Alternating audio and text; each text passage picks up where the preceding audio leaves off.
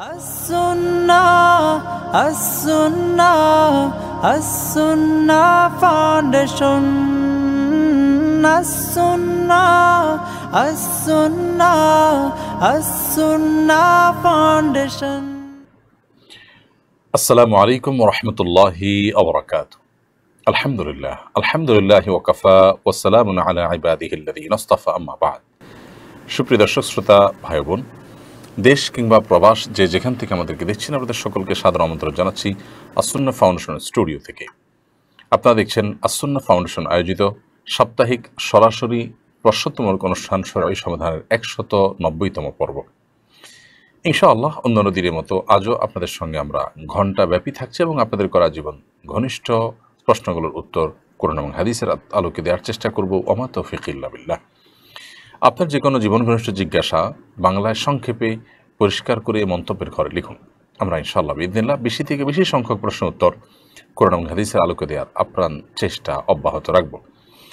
প্রিয় দর্শক, এই লাইভ অনুষ্ঠানটি আপনারা দেখতে পাচ্ছেন আমাদের ভেরিফাইড ফেসবুক পেজে এবং আস-সুন্নাহ ফাউন্ডেশনের ভেরিফাইড ফেসবুক পেজে এবং আমাদের ভেরিফাইড ইউটিউব চ্যানেল সহ অন্যান্য পেজ ও চ্যানেল সমূহে একযোগে। যে কোনো জায়গায় প্রশ্ন করলে ইনশাআল্লাহ বিইذনিল্লাহ আমরা যথাসম্ভব সব জায়গা থেকে প্রশ্ন সংগ্রহ করার চেষ্টা চালাবো। সেই সাথে জ্ঞানের এই অনুষ্ঠানটি অন্যদের দেখবার সুবিধার্থে, এর মাধ্যমে অন্যরা আলোকিত হওয়া কোরআন এবং হাদিসের ইলম অর্জন করার সুবিধার্থে সেটিকে শেয়ার করে দিতে আমরা কেউ না ভুলি। প্রিয় দর্শক, আস-সুন্নাহ ফাউন্ডেশনের কোনো আপডেট থাকলে সাধারণত লাইভের শুরুতে আমরা সেটি জানিয়ে থাকি। আজকে আপনাদেরকে একটি আপডেট দিয়ে আমরা লাইভ অনুষ্ঠানটি শুরু করতে চাই। আর সেটি হলো, আপনারা জানেন যে আস-সুন্নাহ ফাউন্ডেশন এসএসসি এবং দাখিল পরীক্ষা সমাপনকারী শিক্ষার্থীদের জন্য যারা 2023-এ এসএসসি এবং দাখিল পরীক্ষা সমাপন করেছেন এবং ইতিমধ্যে তাদের ফলাফল প্রকাশ হয়েছে আমরা জানি, তাদের জন্য আমরা কোরআন এবং হাদিসের মৌলিক জ্ঞান অর্জনের একটা কোর্স অনলাইনে আমরা অফার করেছি এবং সেই কোর্সটি যারা অংশগ্রহণ করেছে সেটিতে তাদেরকে আমরা অনলাইনে পরীক্ষা নিয়েছি এবং কিছুটা অফলাইনেও পরীক্ষা নেওয়া হয়েছে। তাদের মধ্যে থেকে বিজয়ীদেরকে পুরস্কার দেওয়া এবং সেই সাথে এসএসসি পরীক্ষার্থী যারা এই বছরের, তাদেরকে নাসিহা করার জন্য একটা প্রোগ্রামের আয়োজন করেছিলাম। রাজনৈতিক অস্থিরতার কারণে সেই প্রোগ্রামটি স্থগিত হয়েছিল। আগামীকাল ইনশাআল্লাহ অর্থাৎ শনিবার, আল্লাহ যদি আমাদেরকে বাঁচিয়ে রাখেন, সব কিছু ঠিকঠাক থাকে, তাহলে আস-সুন্নাহ ফাউন্ডেশনের অডিটোরিয়ামে তাদের নাসিহা এবং পুরস্কার বিতরণী অনুষ্ঠানটি অনুষ্ঠিত হতে যাচ্ছে। যারা এই প্রতিযোগিতায় অংশগ্রহণ করেছে সে সমস্ত এসএসসি এবং দাখিল পরীক্ষার্থী, তাদেরকে এই প্রোগ্রামে অংশগ্রহণ করবার জন্য ইতিমধ্যে দাওয়াত দেওয়া হয়েছে, তাদেরকে SMS করা হয়েছে এবং বিভিন্নভাবে তাদেরকে জানানো হয়েছে। অতএব তারা ইনশাআল্লাহ কালকে অংশগ্রহণ করবে। আশা করছি এটি লাইভ সম্প্রচার হবে এবং সেখান থেকেও অন্যান্য দূর দূরান্তে থাকা এসএসসি এবং দাখিল পরীক্ষার্থীরা উপকৃত হতে পারবেন ইনশাআল্লাহ তাআলা। সেই সাথে দেশব্যাপী 1 লক্ষ বৃক্ষরোপণের কার্যক্রম আলহামদুলিল্লাহ এটি অত্যন্ত দ্রুততার সাথে এগিয়ে চলেছে। বিভিন্ন জেলায় প্রতিদিনই গাছ বিতরণ হচ্ছে। আজকে ঢাকা জেলারও বেশ কিছু গাছ বিতরণ হয়েছে কেরানীগঞ্জ এবং আশেপাশে। আমরা আশা করছি যে এটি আগামী 1-2 সপ্তাহের মধ্যে আমরা শেষ করতে পারবো, অর্থাৎ 1 লক্ষ বৃক্ষরোপণের যে লক্ষ্যমাত্রা আমাদের সেটি আমরা শেষ করতে পারবো ইনশাআল্লাহ তাআলা। চলুন তাহলে আমরা প্রশ্নোত্তরের আলোকিত ভুবনে প্রবেশ করি। মাহমুদুল হাসান, আপনি লিখেছেন, ট্রান্সজেন্ডার ও সমকামিতা ইস্যুটি ধীরে ধীরে আমাদের দেশে এস্টাবলিশ করার চেষ্টা বেশ লক্ষণীয়। মেইনস্ট্রিম মিডিয়া ট্রান্সজেন্ডারদের নানা সাফল্য বর্ণনা করে বিষয়টিকে নর্মাল করছে। এই সময় আমাদের করণীয় কি? দেখুন, সমকামিতা এবং ট্রান্সজেন্ডার এ দুটি অত্যন্ত স্পর্শকাতর ইস্যু। গোটা পৃথিবী কেন যেন এ দুটি ইস্যুতে এত বেশি তারা উঠে পড়ে লেগেছে যে কোনো ফান্ড বরাদ্দ করার জন্য, কোনো তহবিল বরাদ্দ করার জন্য, কোনো বাজেট দিতে গেলে, কোনো প্রজেক্ট পাস করতে গেলে, কোনো সুবিধা দিতে গেলে আপনি ট্রান্সজেন্ডারে বিশ্বাসী কিনা, আপনি সমকামিতার অধিকারে বিশ্বাসী কিনা, এ সমস্ত প্রশ্ন উত্তর আপনাকে দিতে হয়। দুনিয়াতে এত মানুষ প্রতিনিয়ত না খেয়ে মারা যাচ্ছে, দুনিয়াতে চিকিৎসাহীনতায় মারা যাচ্ছে, আপনার যুদ্ধে হাজারো মানুষ, শিশু নিহত হচ্ছে, পঙ্গু হচ্ছে, হাজারো সমস্যার জর্জরিত মানব জাতি। এর মধ্যে হঠাৎ করে এই সমকামিতা, ট্রান্সজেন্ডার এগুলোর অধিকার প্রতিষ্ঠা করলে মানবতার কি মুক্তি হয়ে যাবে, মানবতার কি উপকার হয়ে যাবে, সেটি কিন্তু বোঝার জন্য কোনো পণ্ডিত হওয়ার প্রয়োজন নেই। মূলত দুনিয়াতে ইবলিস এবং শয়তানের যে আপনার শয়তানি, সেই শয়তানি কর্মকাণ্ডগুলোর মধ্যে থেকে এটি একটি। সমকামিতাকে আপনি সাপোর্ট করা বা সমর্থন করা মানে হলো সাথে সাথে আপনি ইসলাম থেকে খারিজ হয়ে যাওয়া। ইভেন আপনি সমকামী হলেও আপনি ইসলাম থেকে খারিজ নাও হতে পারেন, কারণ আপনি সমকামিতায় লিপ্ত অথচ আপনি জানেন কাজটা অপরাধ, আপনার সে কাজের প্রতি ঘৃণাবোধ আছে, নিজের প্রতি ঘৃণাবোধ আছে, এবং সে ঘৃণাবোধ থেকে আপনি অন্যায়টি করছেন হয়তো নিজের মধ্যে অপরাধের যে তাড়া আছে বা আপনার প্রবৃত্তির যে তাড়া আছে সেটির কারণে, কিন্তু আপনি জানেন দিন শেষে এটি আল্লাহ তাআলার নিষিদ্ধ কাজ, এটি হারাম কাজ, এটি আমাদের জন্য ক্ষতিকর। এই বিশ্বাস যদি আপনার থাকে তাহলে সেক্ষেত্রে কর্মটি করার কারণে আপনি জঘন্য অপরাধী হলেও আপনি অ্যাটলিস্ট বেঈমান হয়ে যাবেন না।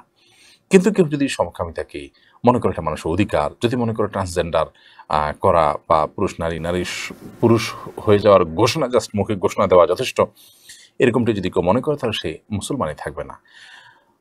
আমরা অবাক হই যখন চিন্তা করি যে একজন মানুষ সকালে পুরুষ ছিলেন, তিনি সন্ধ্যায় তিনি নিজেকে ঘোষণা দিলেন যে আমি নারী, ব্যাস এতে তিনি নারী হয়ে যাবেন।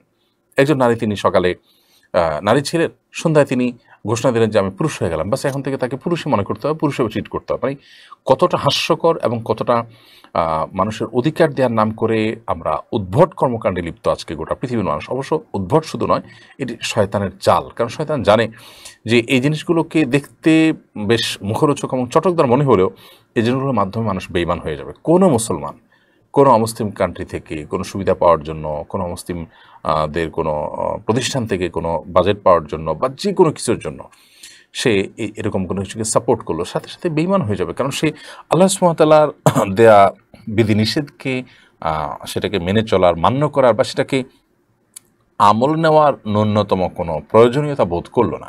এটাই কিন্তু বিদ্রোহ আল্লাহর বিরুদ্ধে, আর এটাই হলো বেঈমানি এবং কুফরি। অতএব এই ইস্যুটিকে আমাদের দেশে এস্টাবলিশড করার যারা চেষ্টা করছে তারাও এটার জন্য হয়তো বাজেট পাচ্ছে, নতুবা তাদের কোনো সুনির্দিষ্ট লক্ষ্য আছে, কিংবা তার আগে থেকেই শয়তানের এজেন্ডা বাস্তবায়নের ধ্বজাধারী। অতএব এদের বিরুদ্ধে আমাদের প্রত্যেকটা মানুষকে সোচ্চার হতে হবে এবং প্রতিটা মানুষকে সচেতনতা সৃষ্টি করার আপ্রাণ চেষ্টা চালাতে হবে।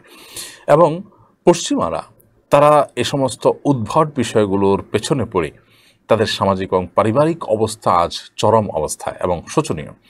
পরিবার ব্যবস্থা তাদের মধ্যে একেবারে ভেঙে পড়েছে বললে ভুল হবে না। তাদের মধ্যে দাম্পত্য সম্পর্কগুলো কতটা ঠুনকো এবং দুর্বল সেটি বলাই বাহুল্য। এবং দাম্পত্য সম্পর্ক বলতে তেমন কিছু নেই বললেই চলে, যেটা সাবকন্টিনেন্টে আছে বা পৃথিবীর অনেক অঞ্চলে আছে। অতএব তারা অধঃপতনের চরম পর্যায়ে চলে গেছে যে সমস্ত কাজ করে। কেন যেন সে কাজগুলো আমরা এখন নতুন করে আধুনিক সাজবার জন্য আমরা সে কাজগুলো করছি। এগুলো যারা করছে তাদের বিরুদ্ধে আমাদের যেরকম সোচ্চার হতে হবে, আমাদের মধ্যে দিনই চেতনা যেরকম বৃদ্ধি করতে হবে। আল্লাহ সুবহানাহু ওয়া তাআলা আমাদেরকে এ ধরনের ভয়াবহ আপনার ষড়যন্ত্র থেকে, শয়তানের ষড়যন্ত্র থেকে বেঁচে থাকার তৌফিক দান করুন। আমাদের এই অঞ্চলকে আল্লাহ তাআলা হেফাজত করুন। ফয়জুল্লাহ, আপনি লিখেছেন কেরু নামের একটি মদের কোম্পানি আছে, এটা লাভজনক সরকারি প্রতিষ্ঠানগুলোর একটি। মুসলিম প্রধান একটি দেশে সরকারিভাবে মদ উৎপাদন ও বিপণন কতটুকু সমীচীন? ভাই ফয়জুল্লাহ, আমি নিজেও জানতাম না যে এটা বাংলাদেশের একটি সরকারি প্রতিষ্ঠান এবং কেরু অ্যান্ড কেরু এটি আপনার বাংলাদেশ চিনি এবং খাদ্যশক্তি কর্তৃপক্ষ বা উৎপাদন কর্তৃপক্ষ এই টাইপের একটা সরকারি প্রতিষ্ঠানের মালিকানাধীন এটি। এবং এটি শুধুমাত্র মদ উৎপাদন করে তা নয়, তারা চিনি উৎপাদন করে এবং পাশাপাশি মদ উৎপাদন করে এবং ইতিমধ্যে কোটি কোটি টাকার মতো উৎপাদন করেছে, বিক্রি করেছে। এই সংবাদগুলো গণমাধ্যমে বেশ চাউর হয়েছে। বাংলাদেশের সংখ্যাগরিষ্ঠ মানুষ মুসলমান এবং মুসলমানরা সবাই মদকে হারাম মনে করে। বাংলাদেশের শতকরা 99.9% মানুষ মদ পান করে না এবং এটাকে ঘৃণা করে। সে দেশের মানুষের ট্যাক্সের টাকায় যদি কোনো প্রতিষ্ঠান, সরকারি প্রতিষ্ঠান এমন কিছু করে যেটাকে এই দেশের মানুষ ঘৃণা করে, তাহলে আমি মনে করি সেটা জনগণের আশা আকাঙ্ক্ষার পরিপন্থী কাজ, যেটি করার কোনো রাইট কিন্তু সরকারের নেই। অতএব সরকারের যখন যারাই আসুক না কেন এরকম সুস্পষ্ট শরিয়া বিরোধী কাজ এবং জনগণের যে সরাসরি ঘৃণার কাজ, সেই কাজটা যদি করে তাহলে সেটা যত ভালো কাজ হোক না কেন, একটা গণতান্ত্রিক, আমরা শরিয়ার অ্যানালাইসিস না হয় সাইডে রাখলাম আপাতত, গণতান্ত্রিক একটি দেশে জনগণের আশা আকাঙ্ক্ষার বিপরীতে, জনগণের চাহিদার বিপরীতে কোনো কাজ করা, এটার কোনো আইনি অধিকার বা এটা কোনো সাংবিধানিক অধিকার বা কোনো রাইট সরকার আছে বলে আমরা মনে করি না। অতএব এই কেরু প্রতিষ্ঠানে মদ উৎপাদন বন্ধ হওয়া উচিত। এখানে চিনি উৎপাদন করা হলে সেটি অব্যাহত থাকুক, কিন্তু এই হারাম এই পানীয় উৎপাদন বন্ধ হওয়া উচিত। আমরা একদিক থেকে মাদক নিয়ন্ত্রণের কথা বলবো, আবার অপর দিক থেকে আমরা মাদকের লাইসেন্স দেওয়া, মাদক উৎপাদন করা, সেটা বিক্রি বিপণন এগুলা বৃদ্ধি করা সামান্য পয়সার লোভে সেটাকে আমরা অ্যাপ্রিসিয়েট করব। এই দুটো কিন্তু একরকম স্ববিরোধী কাজ। আমরা মাদককে যদি নিয়ন্ত্রণের কথাও বলি, নির্মূলের কথা না বলে নিয়ন্ত্রণের কথা বলছি, সেটাও যদি বলি, তো তারপরও এই কাজগুলো একদিকে নিয়ন্ত্রণের কথা বলছি, আর দিকে সম্প্রসারণ করছি, এটা কখনো যৌক্তিক হতে পারে না। আপনি বলবেন দেশের বাইরে পাঠানো হয় এটা বিক্রির জন্য, দেশের আর্থিক উন্নয়নের জন্য। দেখুন, আমাদের সমাজে এই জাতীয় বিষয়গুলোকে নিয়ে সাফার করছি আমরা বহুদিন থেকে, অর্থাৎ এই যে মদ এবং মাদক আসক্তি, এগুলো নিয়ে আমাদের গলদঘর্ম আজকে আমরা নতুন নই, এবং বাংলাদেশের প্রতিটা ফ্যামিলিতে আমরা কম বেশি এটাতে সাফার করছি।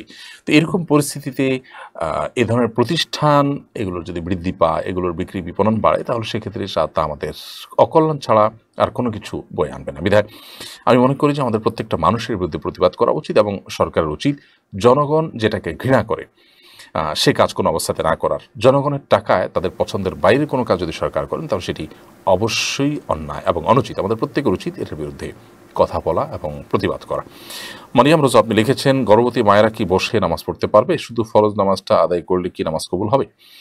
গর্ভবতী মায়েরা বসে নামাজ পড়তে পারবেন তখন যদি তারা দাঁড়িয়ে নামাজ পড়তে গেলে তাদের শরীরের ভারসাম্য হারিয়ে তারা পড়ে যেতে পারেন, সে আশঙ্কা তৈরি হয়, কিংবা তারা এত অসুস্থ হয় যে বসে নামাজ পড়া ছাড়া তাদের কাছে আর কোনো অপশন না থাকে। এরকম যদি পরিস্থিতি থাকে, তাহলে সেক্ষেত্রে তখন তারা বসে নামাজ পড়তে পারবেন।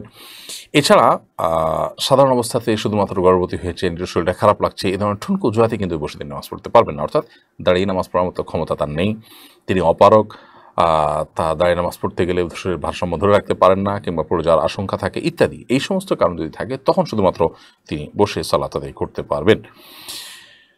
এরপরে নিশি ইসলাম রাফা আপনি লিখেছেন, সুন্নতে খাতনা ছেলে বাচ্চাদের কত বছর বয়সে করা উচিত? এটা করা কি ফরজ?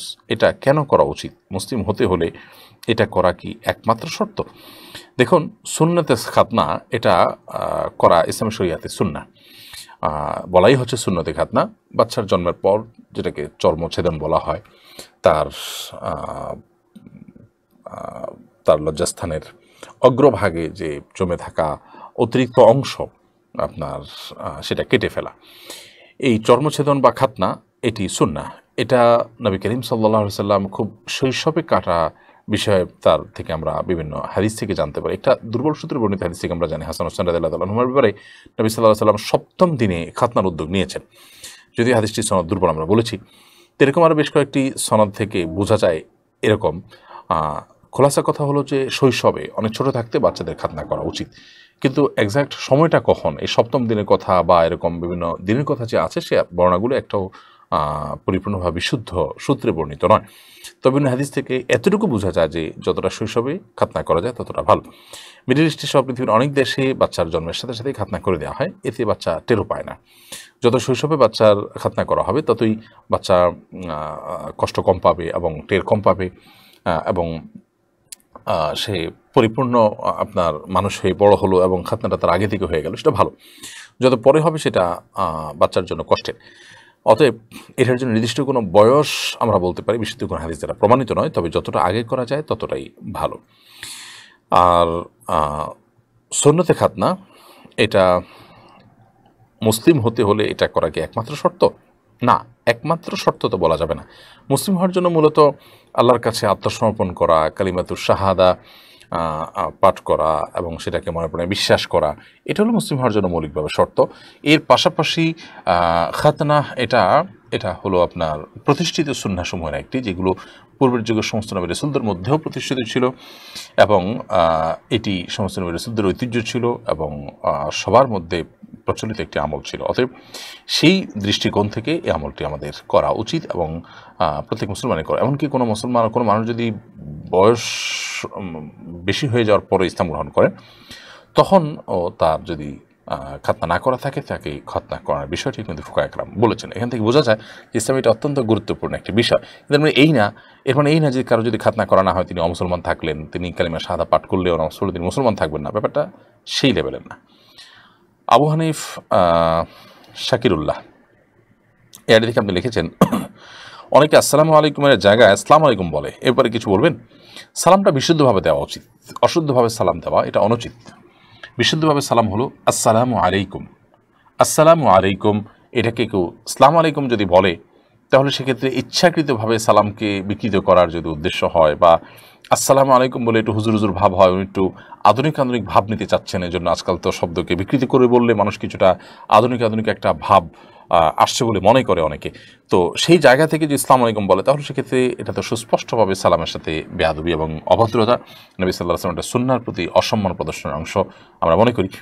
তবে না জেনে যদি কেউ আসসালামু আলাইকুমটাকে আসসালামু আলাইকুম বলেন তাহলে সেক্ষেত্রে সালাম তো হয়ে যাবে, কিন্তু সুন্নাহ সম্মত হলো না, জিনিসটা বিশুদ্ধভাবে হলো না।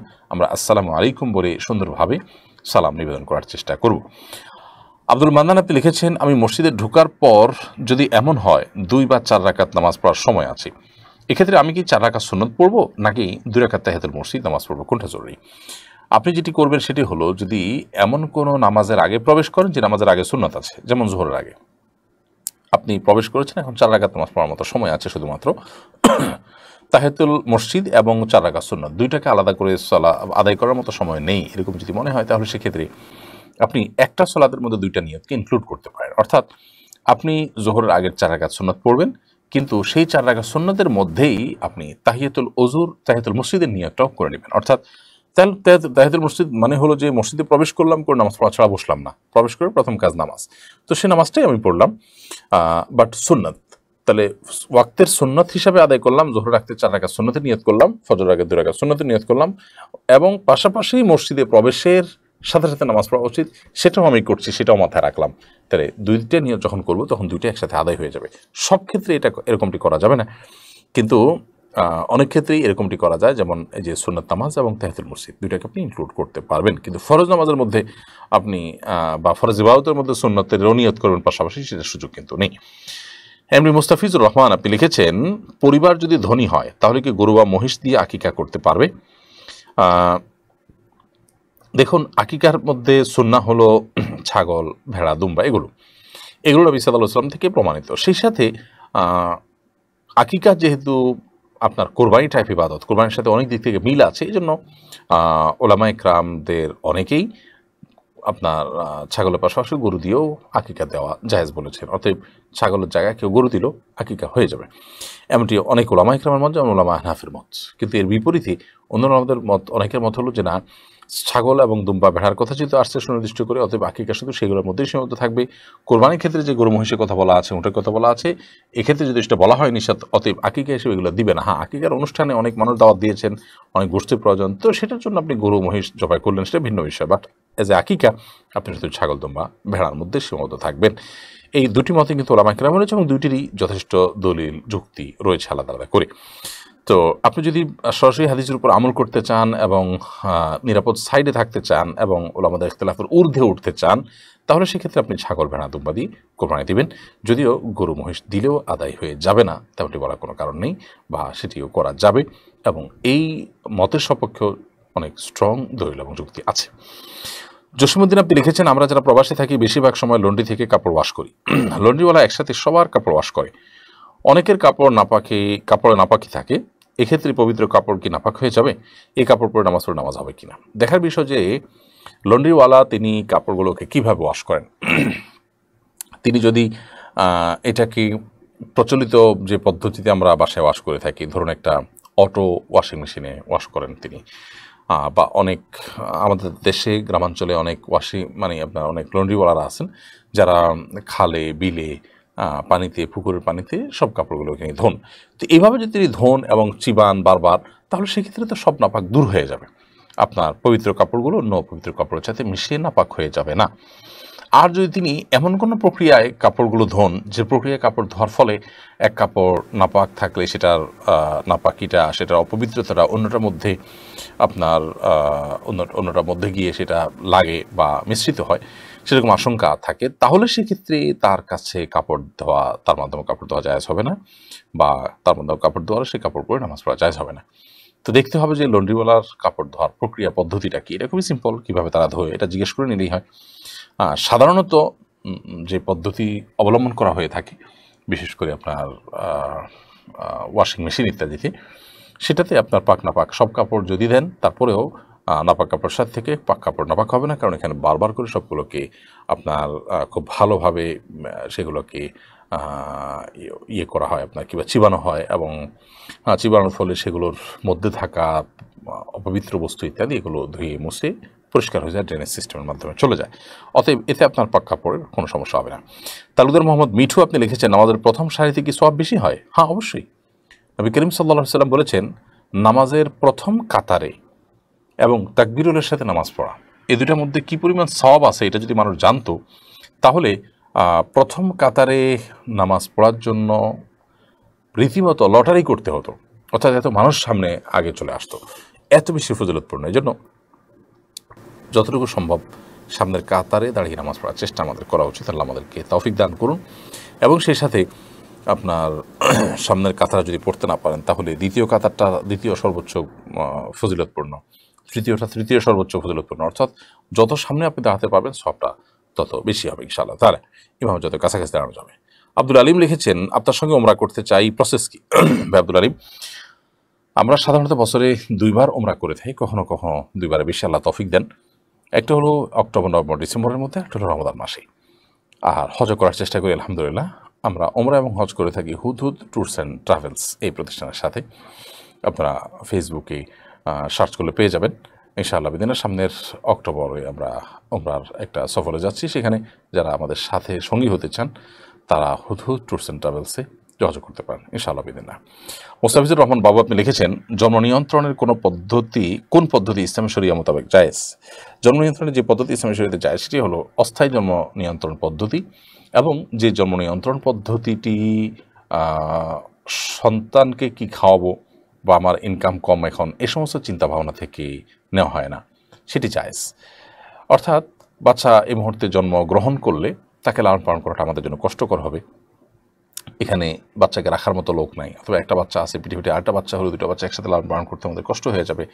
এ অর্থে কষ্ট হয়ে যাবে যে তাকে রাখার লোক নাই, বা আপনার তাকে একসাথে লালন পালন করতে গিয়ে মায়ের কষ্ট বেশি হয়ে যাবে, অথবা আপনার মায়ের স্বাস্থ্যগত অসুবিধার কারণে এই মুহূর্তে বাচ্চা জন্ম হলে বাচ্চা গর্ভে ধারণ করা মায়ের জন্য কষ্টকর হবে। এরকম কোনো যৌক্তিক কারণে যদি হয় তাহলে সেটি জায়েজ, এবং সেটি হতে হবে অস্থায়ী পদ্ধতি। স্থায়ী কোনো পদ্ধতি লাইগেশন ইত্যাদি এগুলো ইসলামী শরীয়তে কখনো জায়েজ নয়।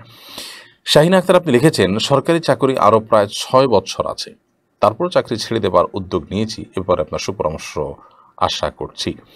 বোন, প্রথমত পর্দাহীনতার কারণে বা সেরাই কোনো কারণে যদি আপনি এই সিদ্ধান্ত নিয়ে থাকেন, তাহলে আপনাকে অবশ্যই আমরা অ্যাপ্রিসিয়েট করবি, এবং সেই সাথে আমরা বলবো যে আপনার সংসার চালানোর জন্য যদি আপনার উপার্জনটা খুব বেশি গুরুত্বপূর্ণ হয়, তাহলে বাসা থেকে আপনি অনেক ব্যবসা বাণিজ্য আজকাল করা যায়, সেই ব্যবসা বাণিজ্যগুলো করার চেষ্টা করতে পারেন। আর যদি খুব বেশি প্রয়োজন না হয়, তাহলে আপনি অবশিষ্ট সময় তওবা, ইস্তেগফার, ইবাদত ইত্যাদি কাটাবার চেষ্টা করেন, সেই সাথে পরিবারকে সময় দেওয়ার চেষ্টা করুন। দেখুন, ইসলাম মেয়েদেরকে ভেতরটাকে সামাল দেওয়ার দায়িত্ব দিয়েছে, কিন্তু আমরা মেয়েদেরকে স্বাধীনতার নাম দিয়ে ভেতর বাহির সব ধরনের কাজই তাদের উপর চাপিয়ে দিচ্ছি। এতে আদতে নারীদের মুক্তি হচ্ছে না, বরং তাদের উপরে ডাবল ডিউটির প্রেশার চাপানো হচ্ছে। বিধায় মা বোনরা বিশেষ করে যখন পর্দা এবং তাদের প্রাইভেসি, তাদের ব্যক্তিত্বের উপর আঘাত আসবে বা সেগুলো নষ্ট হওয়ার আশঙ্কা দাঁড়াবে, সৃষ্টি হবে, তখন তাদের এ ধরনের সিদ্ধান্ত নেওয়াটাকে আমরা অবশ্যই অ্যাপ্রিসিয়েট করবো। এমনি মাসুদুজ্জামান আপনি লিখেছেন, মসজিদে মোরগ মুরগি অথবা খাসি দিলে এগুলোর টাকা কি মসজিদের উন্নয়নের কাজে ব্যবহার করা যাবে? মসজিদে মোরগ মুরগি খাসি যদি কেউ দান করেন, তাহলে এটা বিক্রি করে এটা টাকা অবশ্যই মসজিদের উন্নয়নের কাজে ব্যবহার করতে পারবেন।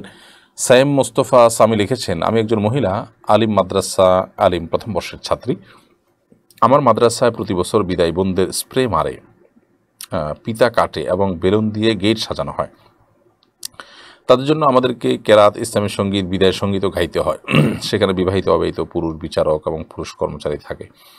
ইসলামের দিক দিয়ে এগুলো করা আমাদের জন্য কতটুকু যায়? সম্পূর্ণ নাজায়েজ এবং গুনাহের কথা। এ ধরনের নির্লজ্জতা এগুলো সেকুলার শিক্ষা প্রতিষ্ঠানগুলোতে হয়, কিন্তু একটা দ্বীনি শিক্ষা প্রতিষ্ঠান, একটা মাদ্রাসা, এই ধরনের সেই বিষয়গুলো কখনো গ্রহণযোগ্য হতে পারবে না। আপনি লক্ষ্য রাখবেন ইসলাম থেকে যারা দূরে তা এবং ইসলাম বিদ্বেষী যারা, এই মানুষগুলো বলে যে সমাজে মানুষকে এক কথায় ধর্মহীন করার জন্য সংস্কৃতি চর্চা বাড়াতে হবে, অর্থাৎ গান বাজনা বাদ্যযন্ত্র এগুলোর ব্যবহার বাড়াতে হবে।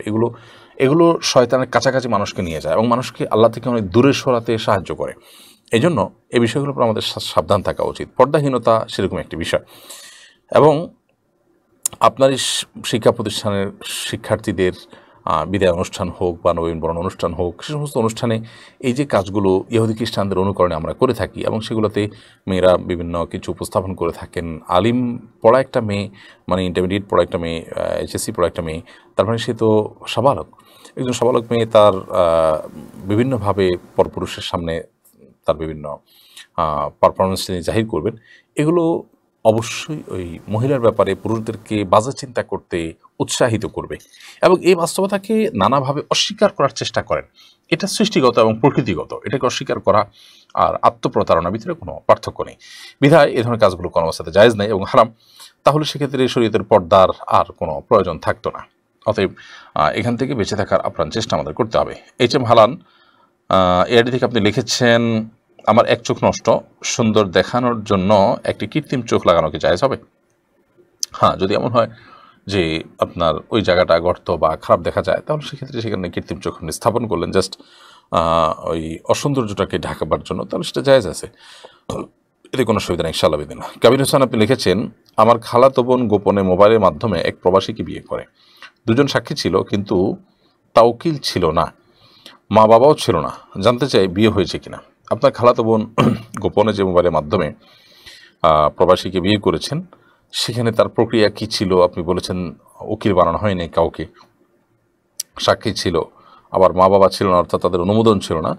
তো তাদের বিয়ে হয়েছে কিনা এই বিষয়টির উত্তরটা আমি স্কিপ করছি, কারণ পুরো বিষয়টা ভালো করে জানতে হবে, তারপর এটা উত্তর দিতে হবে এবং অনেকগুলো প্রশ্ন তাদেরকে করতে হবে, সেগুলোর উত্তরের উপর নির্ভর করবে এই প্রশ্নের উত্তরটি।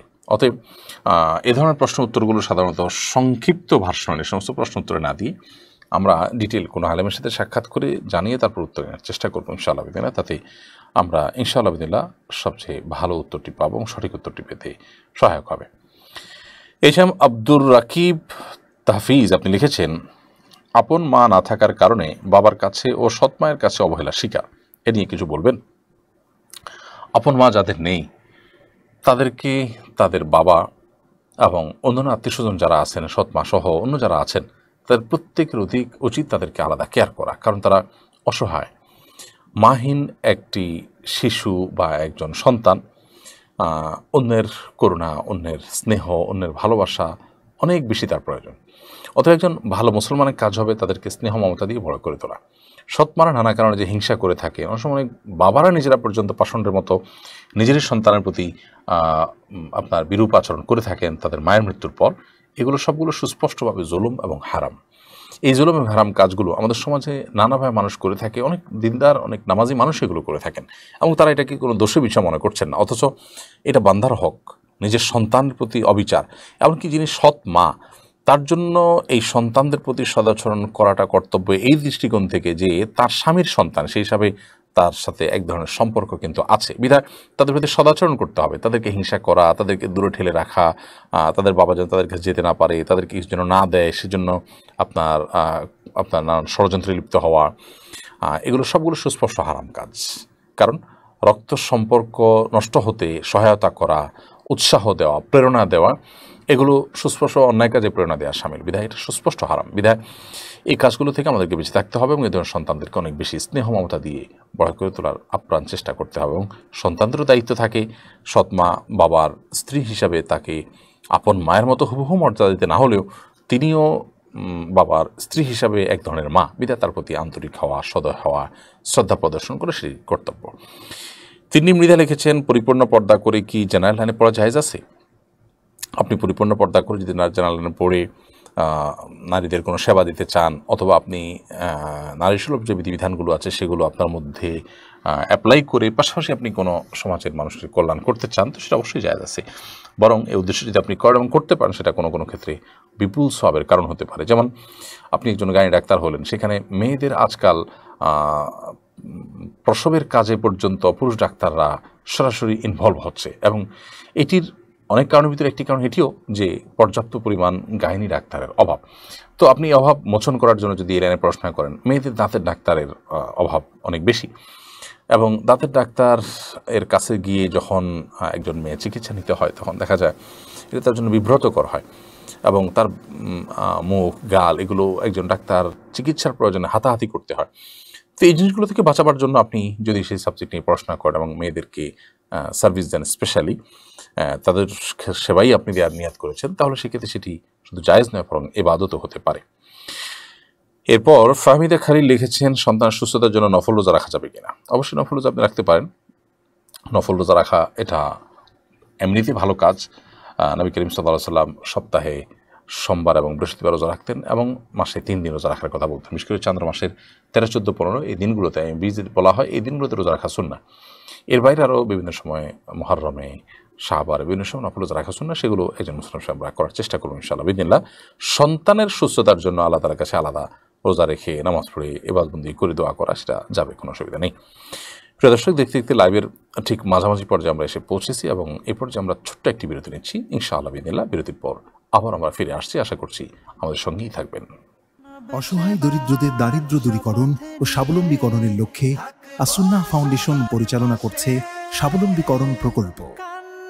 স্বাবলম্বীকরণ প্রকল্পের আওতায় এ যাবৎ প্রায় 3000 মানুষকে প্রশিক্ষণ ও স্বাবলম্বীকরণ উপকরণ প্রদান করা হয়েছে।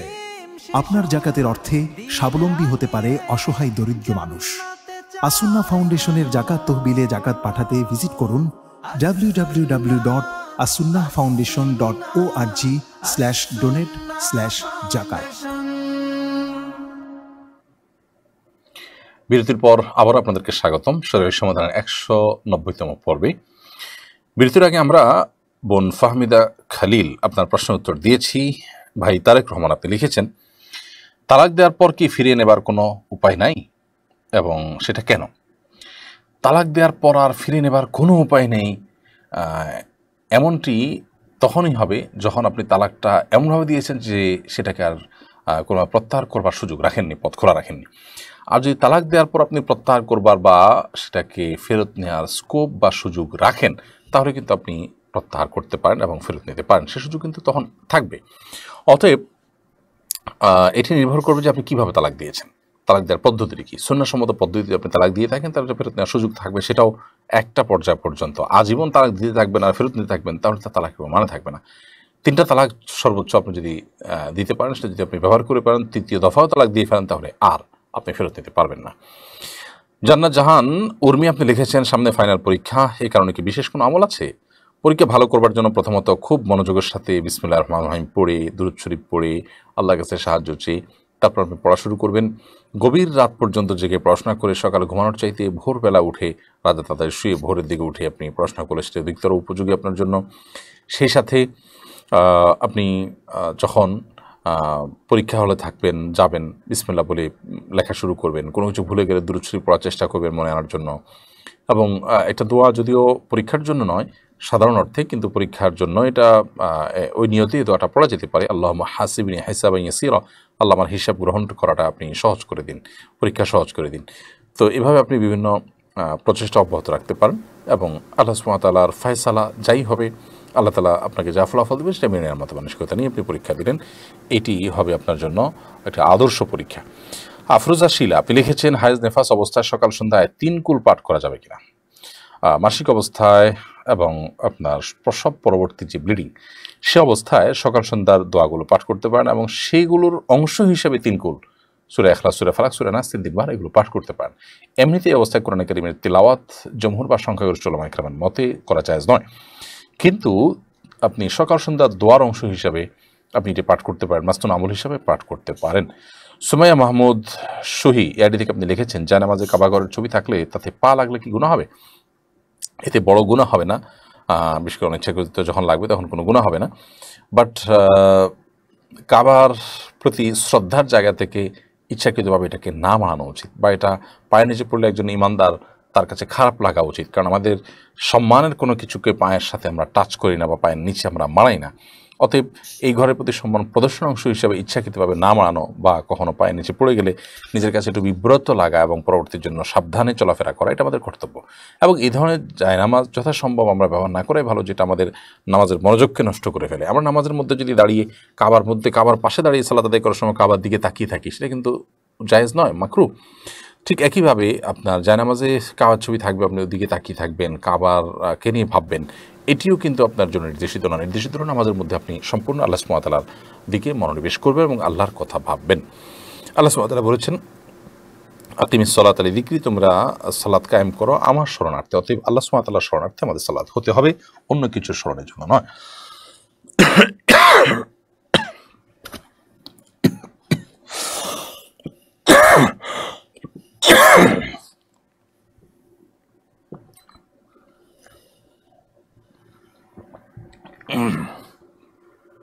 আশিকুর রহমান শাহিদ আপনি লিখেছেন, কোন নারী গর্ভবতী থাকা অবস্থায় কি আলট্রা করে দেখতে পারবে যে তার ছেলে সন্তান হবে নাকি মেয়ে সন্তান হবে?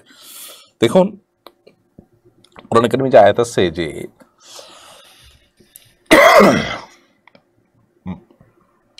মায়েদের গর্ভে কি আছে সন্তান,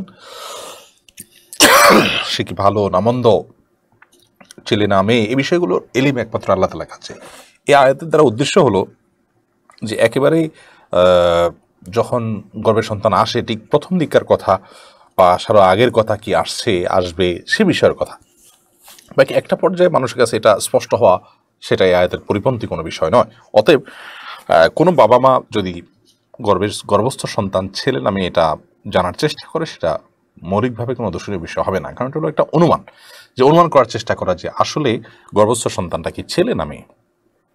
এবং এটা যদি বিশ্বাসও করা হয় আলট্রাসোনোগ্রাফির মাধ্যমে যে তথ্য দেওয়া হয়, সেটার কারণে ইমানের কোনো ক্ষতি হবে না। সরি,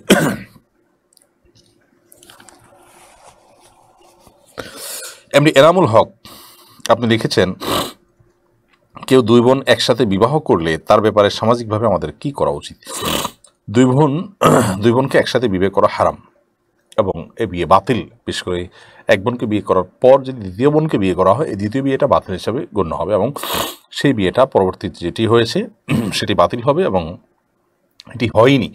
অতএব এটি কোনো বিবাহই নয় এবং তাদেরকে পৃথক করে দেওয়া এটা এলাকাবাসীর কর্তব্য। নুরুন্নাহার খানম নদী আপনি লিখেছেন, পঞ্চম শ্রেণীর ছাত্রদের সামনে মুখ খুলে পাঠদান করানো যাবে কিনা? দেখুন, সাধারণত পঞ্চম শ্রেণীর ছাত্র যারা, তারা তাদের বয়স এত বেশি হয় না যে তারা বালেগের গণ্ডিতে গিয়ে পৌঁছাবে, কিন্তু আজকাল ছেলেমেয়েরা অনেক আগেই বালেগ বা প্রাপ্তবয়স্ক হয়ে যায়, অর্থাৎ শরিয়া যেটাকে প্রাপ্তবয়স্ক বলে সেই সীমানায় পৌঁছে যায়। এরকম যদি হয় তাহলে সেক্ষেত্রে তাদের সামনে নিজের সৌন্দর্য প্রদর্শন করা বা আপনার খোলা প্রকাশ্যে একেবারে পর্দাহীন অবস্থা তাদের সামনে পাঠদান করানো জায়েজ হবে না। আর যদি ওই পর্যায়ে না হয়, তারপরও যথাসম্ভব পর্দার মধ্যে থেকে তাদেরকে পাঠদান করতে হবে যদি বালেগ না হয়। কারণ একটা হলো বালেগ, একটা হলো মোরাহেক বা করিবুল বুলুগ, বালেগ হওয়ার কাছাকাছি। বালেগ হওয়ার কাছাকাছি যদি হয়, আজকাল যেরকম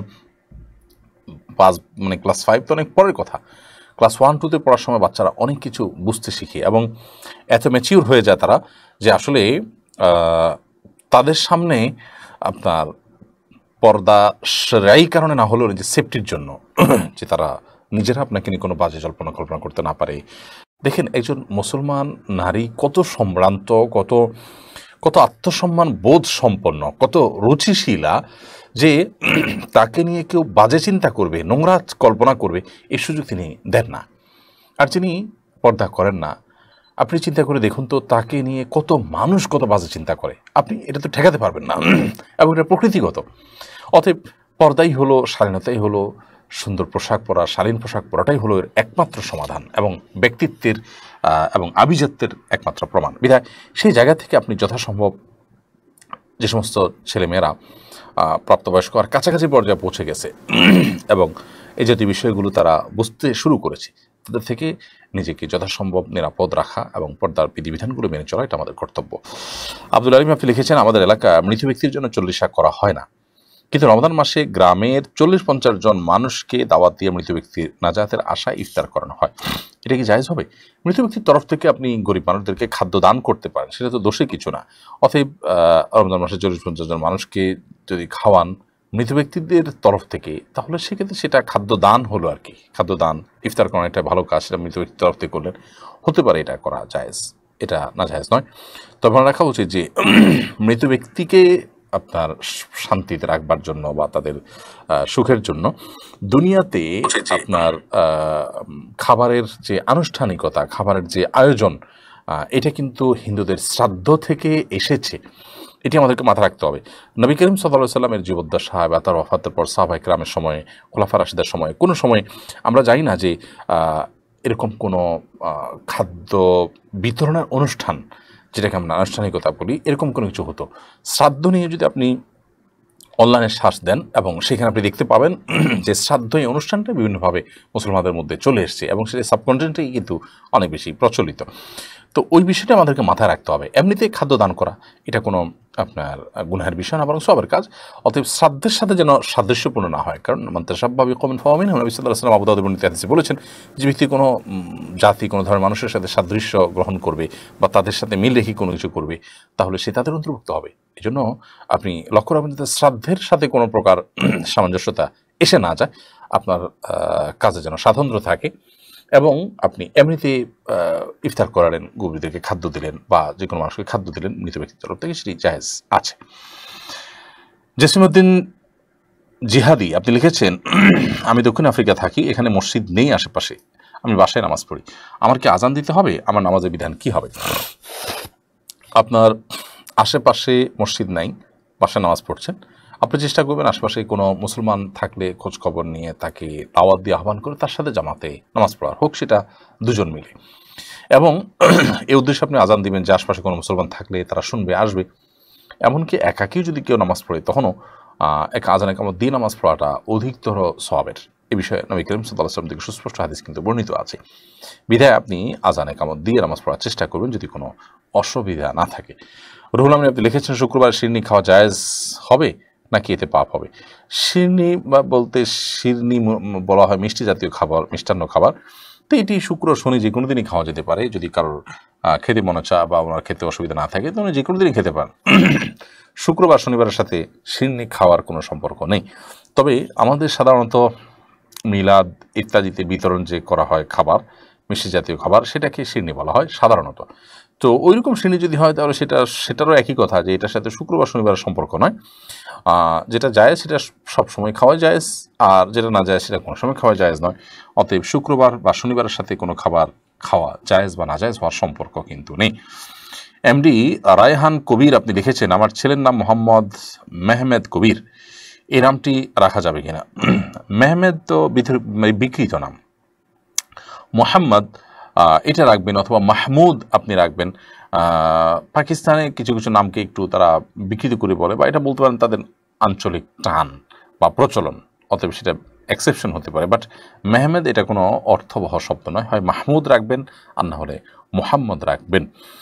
আর মোহাম্মদ তো শুরুতে আছেই, আবার মেহমেদ দরকার নাই, মোহাম্মদ কবির রাখতে পারেন বা মাহমুদ কবির রাখতে পারেন। মোহাম্মদ মামুনুর রহমান আপনি লিখেছেন, জমি বন্ধক রেখে লিজ দেওয়া যাবে কিনা? আপনি বন্ধক রেখেছেন যে জিনিসটি, সেটি আপনার কাছে একরকম আমানতের মতো।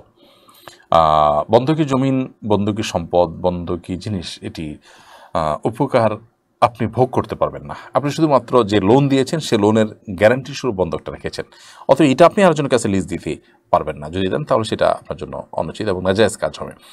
জেসমিন গানি আপনি লিখেছেন, জেসমিন ঘানি এআরডি থেকে আপনি লিখেছেন, ইদানিং বড় বড় আলেম ও সাধারণ মানুষকে দেখছি হজ ওমরা করে মাথা মুন্ডন করে না, এরপর ইসলাম কি বলে? পুরুষদের জন্য হজ করার পর, ওমরা করার পর মাথা মুন্ডন করাটা সুন্নাহ, উত্তম, কিন্তু ফরজ নয়। অতএব কেউ যদি না করেন, হতে পারে তার অ্যালার্জি যদি কোনো সমস্যা আছে, হয়তোবা তার অন্য কোনো অসুবিধা আছে, কিংবা তিনি ইচ্ছাকৃত কোনো কারণ ছাড়াও যদি এটি না করেন, তাহলে সেক্ষেত্রে তিনি কোনো গুনাহগার হচ্ছেন না, কিন্তু অর্থাৎ তিনি কবিরা গুনাহে লিপ্ত হচ্ছেন না, কারণ ফরজ ওয়াজিব তরক করছেন না। বাট অবশ্যই ইচ্ছাকৃত কোনো যুক্তি